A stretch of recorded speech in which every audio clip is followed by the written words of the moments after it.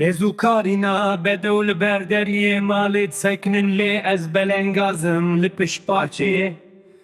Dilê min bi sebre xelk bûne vîndarê mal û milk û dinyaya fanî. Ez bêçare bûme vîndarê teya şîrîn teya nazik berxê. Teya esmerê xemgînê. Ez qurbana te bim kara vê sibehê şewd malo.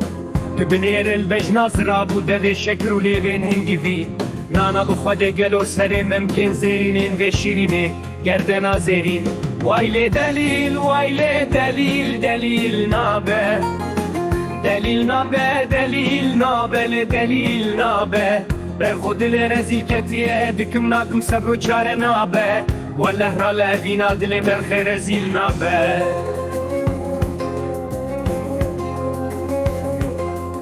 Ela binêre te dilê min kiriye mîna gurzagiyayê li çiyayê bilin. Ax li jorê agir bigire berxê balê bixe. Way lê delîl, way lê delîl, way lê delîl nabe. Ez mer dibêje lewkê din sibeh hezir derderiyê malê rawestin berxwe li tepeyê.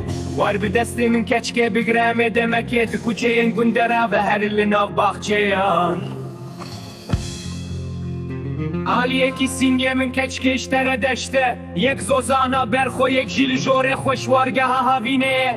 Demekê vê sibehê ji xwe re mala wêran konê xwe lê veke. Çadira xwe daçkîne. Mala wêran ji xwe re derbas bike dem û dewrana xwe.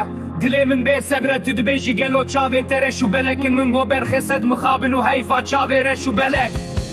Tu kila subhanê meke lê kilmanayê. Tu were ez demekê îşev destê xwe bidim destê te. Heya milê şevê em bigerin li zozan û wargehên jorîn. Derbas bi kef û dem û dewran û şevberka xwe.